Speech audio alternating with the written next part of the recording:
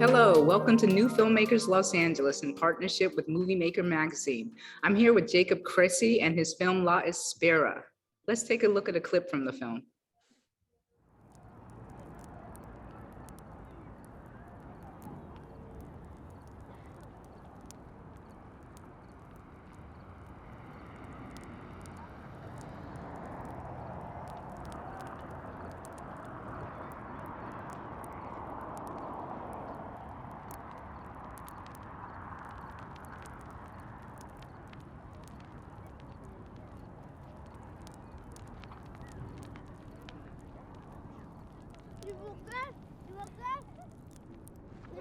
Dime.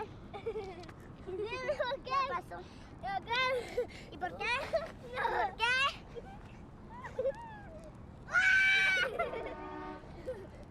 ¡Escucha el tren! ¡El tren! ¡El tren!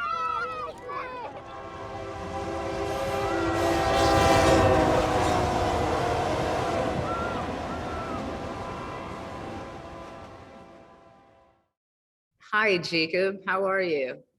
Hi, fine. Good. Fine. How are you? Good, good. Where are you these days? I'm in Berlin right now, so it's quite late already. Okay. I really enjoyed your film. For those of us or some who haven't seen it yet, tell us a little bit about it. Give us a synopsis of the film. So the movie is about actually one evening in the desert of Sonora in Mexico, where we were stuck with the migrant caravan. That means like 5,000 people trying to head to the US border.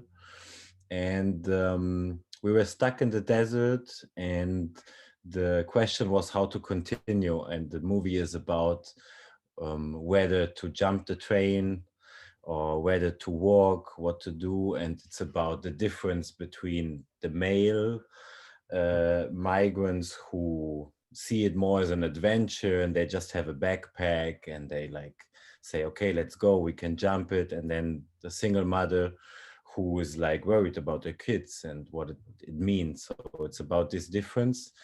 And it's made out of a journey. We were traveling with a migrant caravan for 3 months from Honduras, like over 3,000 miles from Honduras to Tijuana to the US border. And this is actually like, yeah, from one evening, the short we made. Wow. So it's all shot in one evening. And how did you find this specific caravan at this time? So we were joining the caravan in Honduras 2 months before. So basically, we were already traveling together with the caravan. We were like, sleeping in the parks, walking all together.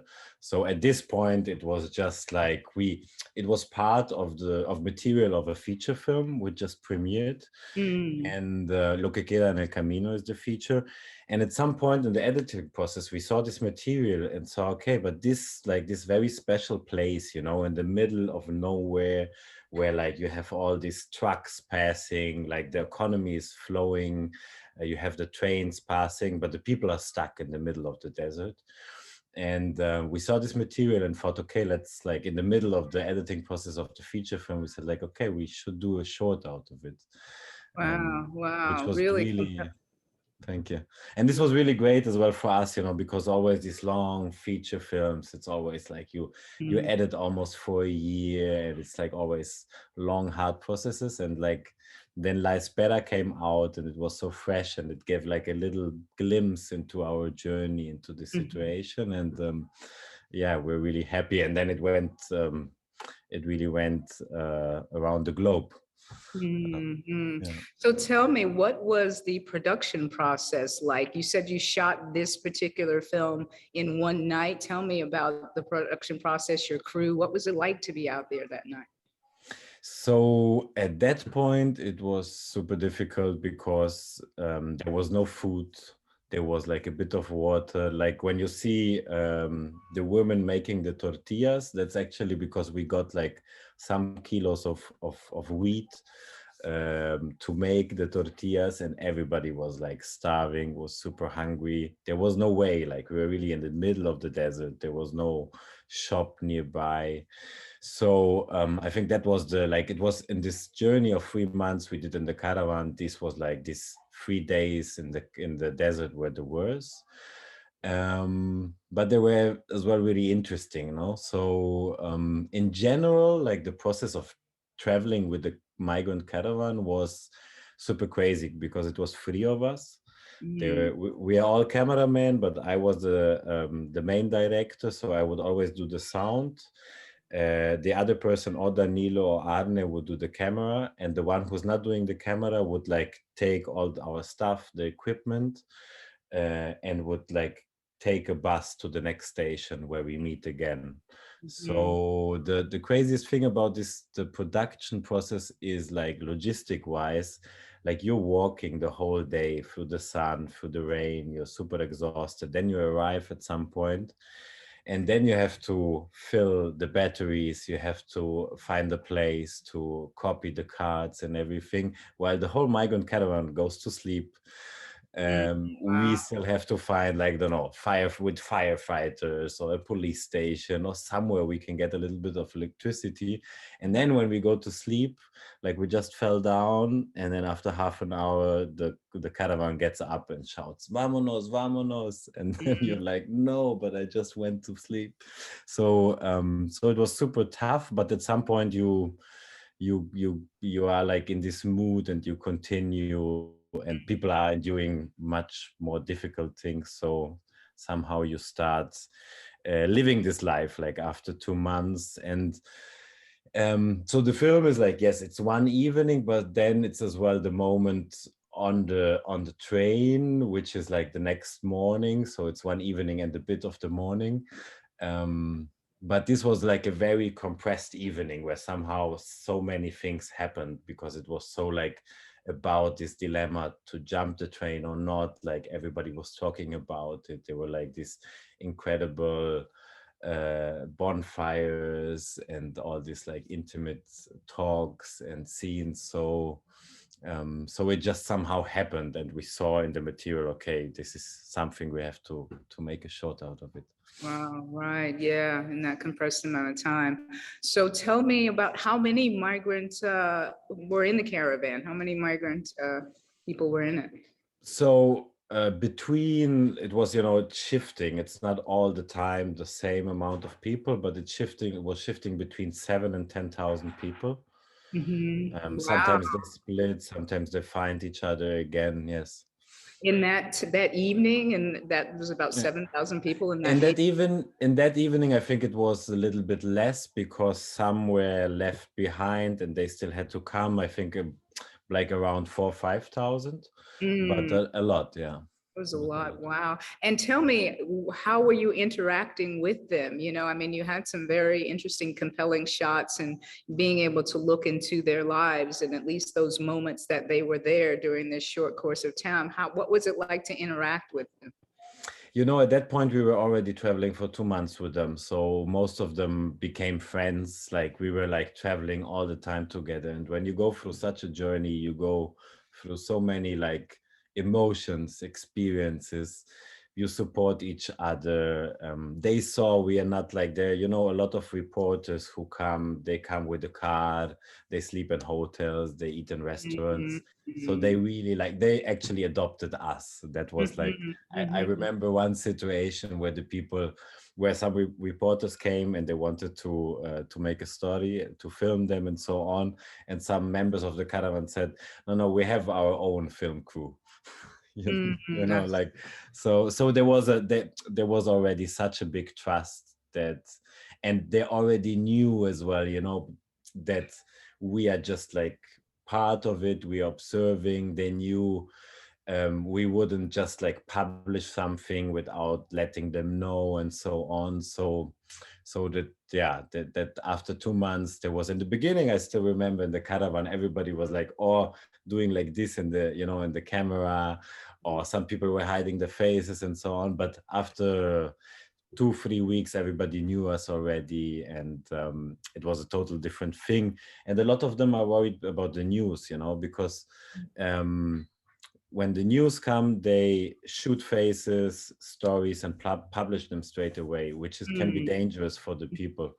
But when they knew we were shooting a film, they had our contacts, that we were like part of the journey, it was totally different. So sometimes even people told to others, no, don't worry, it's a film, like this will be published in maybe 2 years. And we have like, we are always like talking to lawyers about if some of the members of the migrant caravan have already asylum cases in the US, we are very aware that it's important to talk to the lawyers, check if it's okay if we show this and that. So that's the most important thing if you're working with people in such a vulnerable situation. Right, I understand. I completely understand. And so tell me, I noticed in the film that you chose not to shoot them getting on the train, because we had, we saw the moments and they were there waiting and going through all the motions, as you said, of whether or not to jump or not to jump. And then you cut to them on the train. So why did you make that choice to not show them actually getting on the train? So I think the main thing is like, that's what cinema, the power of cinema is to work with the imagination. So when we start the film, and you have the kids shouting, the crane, and you have this strong sound of the train coming in, but just it's black and the title comes in. And as well, it's a little homage on the first like document of the Lumiere film, The Arrival of the Train. So we thought like, this is like, that would be the best is not to show it and to leave this question mark and to have this imagination. And then the other point, which is important to say, is like there is a whole process of how to get the train, to stop the train. So what the migrants do is basically one has to jump the train while it's driving. Then he has to take out the air of between the wagons, which is because it has like hydraulic connections. And then the whole train stops for 20 minutes. And that's when everybody jumps on the train. And this is like, for sure, it's interesting and so on, but like, it's not about an action movie. Like it's about the people, it's about how they deal with this situation. It's about then seeing Lilian, the protagonist's face, what is she thinking when she is on the train. So you can fast go, no, but we want to see this action, but we didn't want to do it. And we think it's like very important to work with the imagination of the public. Okay, great. Thank you. Thank you. So just a couple more questions here. What was the biggest thing that you learned during this process about yourself, as well as as a filmmaker, during this process? Well, that's a very good question. I think as a human, I understood through the whole journey of with the migrant caravan, this 3,000 miles, is that all we have in the end is each other and the support of each other. I think this was like the crucial to see how all these people in this difficult situation support each other and give like, really the last thing, share the last thing, and to see this somehow all these people traveling together. And there is like this 3 months of a journey with the collective force, which is incredible. Like, and I think this is like the most important thing. Like, it doesn't matter what we have or what material or whatever, but at the end, what we have is like the people who support us. We support each other. So I think this is the main thing as well on the level of how people deal with migrants. Like, what I saw is how many people on the way do like portray the migrants in a way like, which is like, I would call it unfortunately like misery porn, taking the most dramatic stories, use them like a product. There's a lot of charity business going on all the way, like with different, unfortunately, NGOs as well. church organization. So I can just see from all the sides on the caravan, you can see like, you know, they're already the most exploited people coming from Central America, where everything is getting destroyed and they have to leave. And then you have like all these, like you have the cartels, the traffickers, the repressive authorities. So it's, for me, it's incredible. And then you see even the people who are supposed to help the migrants, they even make a business out of them. They even patronize them. So this was for me incredible to see how this migrant caravan goes self-managed. You know, nobody is like telling them what to do and how to do. And I think this is like what I learned. Like, it's not about helping migrants, but it's about supporting. You know, it's about that they do their own path. And I think that's like the most important thing. And as a filmmaker, there are so many things I've learned on this way. I think, like, maybe if I would do the whole journey again, I might would decide to focus just on the kids, to really do this whole journey portraying the kids. If I think and then it's difficult, because in the end you're always so much smarter, but like the decisions you have to take, it's always so fast, everything changes, you never know what will happen next day. So this is difficult, but yeah, I think like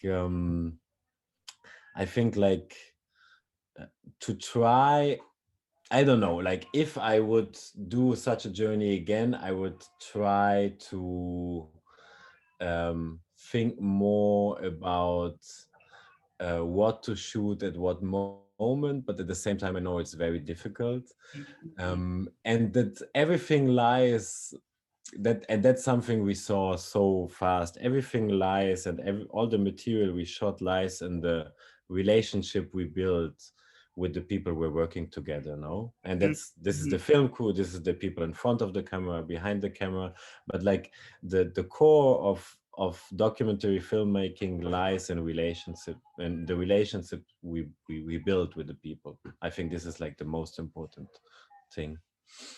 Beautiful, beautiful answer. I love that. So you talked about, you know, these people being exploited from so many angles around. In this film, you captured their world. How would you like to see your film benefit this group of people? How would you like to share with the world your film? So for us, with the short film, it's difficult to say because it's such a short glimpse. But if you watch our feature film, Lo que queda en el camino, it's exactly that what we are trying to portray. We are trying to portray people who, not like what always happens. We don't want to portray poor migrants having a hard time going through all this, but we want to portray what we found and how the journey was. People who are fighting and taking their life in their own hands, who are changing it. And the whole journey with the migrant caravan was like a whole journey of emancipation of the people. There was like, this strong desire of change and this power of change, the people taking their lives in their hands, was so contagious. Like there was so much good energy, and this is something we want to show, and I hope we managed in Lo que queda en el camino. And in the end of the film, it's as well about a migrant shelter in Tijuana, and it's called Casa de Luz. And what happens with the migrant caravan is, in the end, like after this whole journey, this collective journey, everything smashes against the wall. So all the migrants somehow have to resolve the individual problems again, not like one unified, force. And what happens is, in this migrant shelter, which is like run by basically mainly by LGBTQ plus community, by single mothers, it's a self-managed space. And suddenly you have, in the middle of Tijuana, you have a space where this spirit of of self-organizing, of grassroots organizing from the migrant caravan is kept alive, and there is a space where they decide how to live and how to continue their process and so on. So I think like if I would choose an organization or a place which should benefit, it's Casa de Luz. You can as well like check casadeluz.org. There's like they have a GoFundMe page, and I think this is like one of the most important places where nobody tells them what to do and how to do it, but they do it themselves. And actually with Lo que Queda, with the feature film, and we will combine La Espera as well, we are going to do a social impact campaign together with Sentinel Art Film, our distributor in the US. And yeah, we will do like a campaign which is working together with Casa de Luz, with the long feature film and La Espera, to continue supporting structures which are self-managed by the migrants. I hope this answered your question. No, absolutely. And more, and more. Yeah, it was a great answer. Great, great answer. Thanks. And I just want to thank you for sharing all that with us today. That's about it for me for the questions. Thank you a lot for the interview, Carolyn. It was really beautiful, nice. really beautiful. Thank you for making such an engaging film. Thank you.